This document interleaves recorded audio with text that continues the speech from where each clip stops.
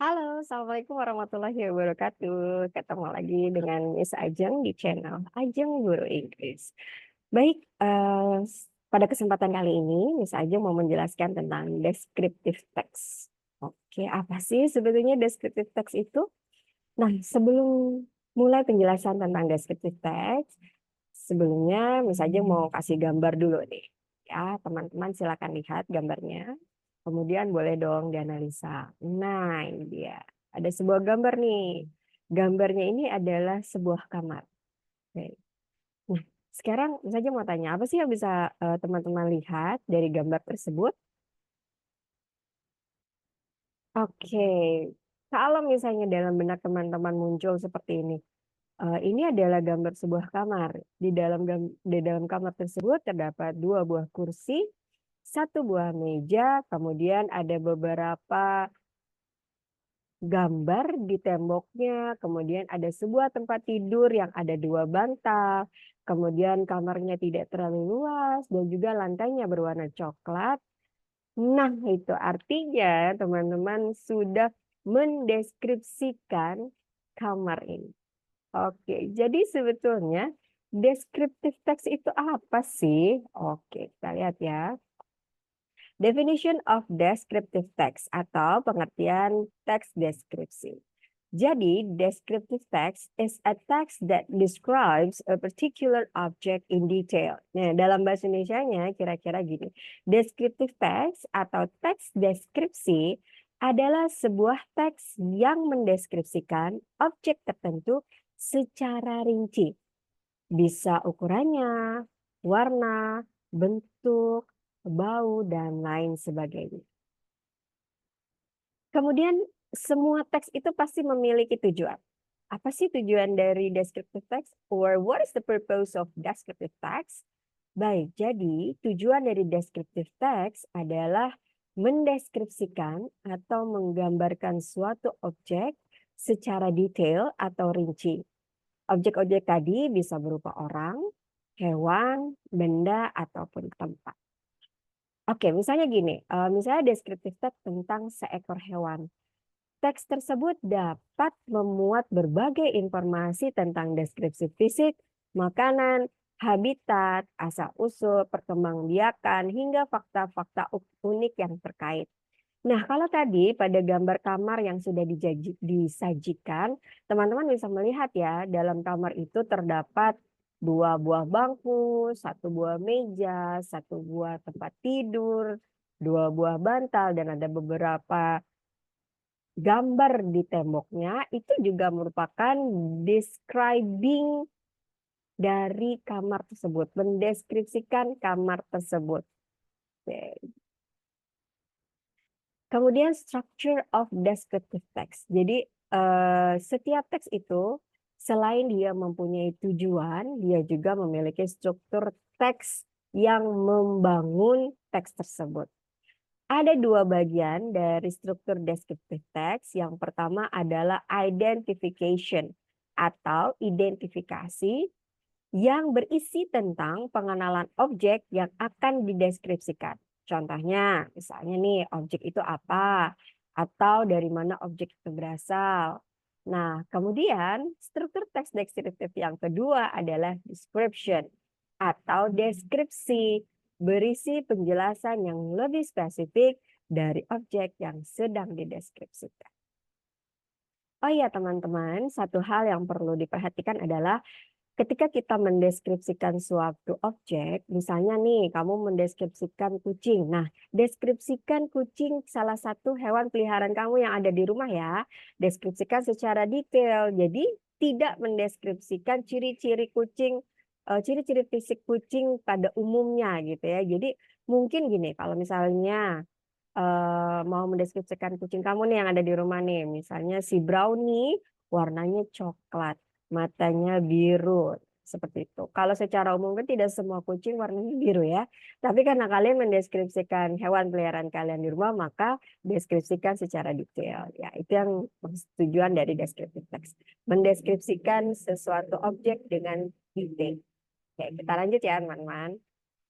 Baik, ini adalah contoh deskriptif teks berdasarkan struktur yang membangunnya.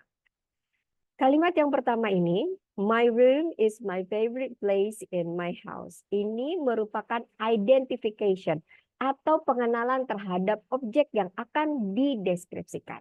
My room is my favorite place in my house. Kamar saya adalah tempat yang paling favorit di dalam rumah saya. Nah, itu disebut dengan identification atau identifikasi, pengenalan terhadap objek yang akan dideskripsikan. Kemudian, paragraf yang kedua, my room is in second floor, next to my big sister's room.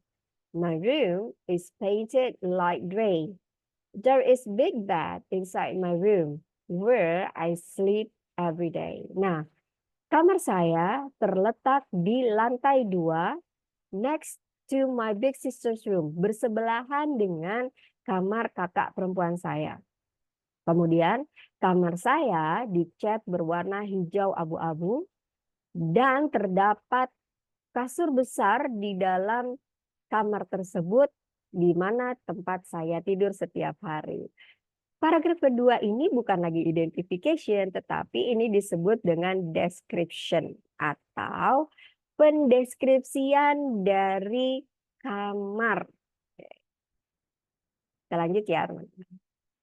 Nah, selain memiliki tujuan, memiliki struktur teks, deskriptif juga mempunyai language features, oke? Atau language features atau kaidah kebahasaan teks deskripsi. Semua teks pasti punya. Baik. Apa aja sih? Yang pertama ada adjective. Baik, apa itu adjektif? Deskriptif teks itu pasti nggak terlepas dari adjektif atau kata sifat. Misalnya nih, contoh dari kata sifat. Small, kecil, big, besar, beautiful, cantik, tall, tinggi, short, pendek, dan lain-lain. Ya, kalau tadi mendeskripsikan kamar, bisa dimulai dengan my room is not so big. Kamar saya tidak terlalu besar. Ya, itu adalah adjektif ya teman-teman ya. It's painted light gray. Contohnya ini ya, my room is painted light gray. Nah, itu adalah adjektif ini ya. Ini adalah kata sifat. Jadi warna itu juga ternyata kata sifat. Gitu ya. Kemudian kita lanjut. Yang kedua, simple present tense. Nah, jadi dalam mendeskripsikan sesuatu, kita menggunakan tenses yang disebut dengan simple present tense. Di mana simple present tense itu digunakan untuk menyatakan fakta atau kebenaran umum serta kebiasaan. Ketika kita mendeskripsikan tentang suatu objek, itu merupakan fakta ya teman-teman. Makanya kita gunakan simple present tense. Yang ketiga ada adverb of frequency. Adverb of frequency adalah kata keterangan yang berguna untuk menunjukkan seberapa sering suatu kegiatan dilakukan. Misalnya, contoh dari adverb of frequency ada always, ada sometimes, ada never. Itu tiga contoh dari adverb of frequency. Baik, selanjutnya. Oke, ini adalah example of descriptive text. Ini adalah contoh descriptive text. Di sini teks deskriptif ini berisi tentang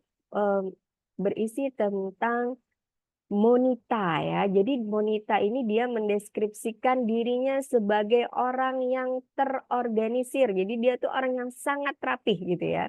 Jadi ini sebenarnya tentang Monita. Cuman saya tidak memasukkan di sini di judulnya ya, bahwa ini judul teksnya tentang Monita. Monita itu adalah salah satu karakter yang ada di buku English for Nusantara kelas 7 ya teman-teman ya.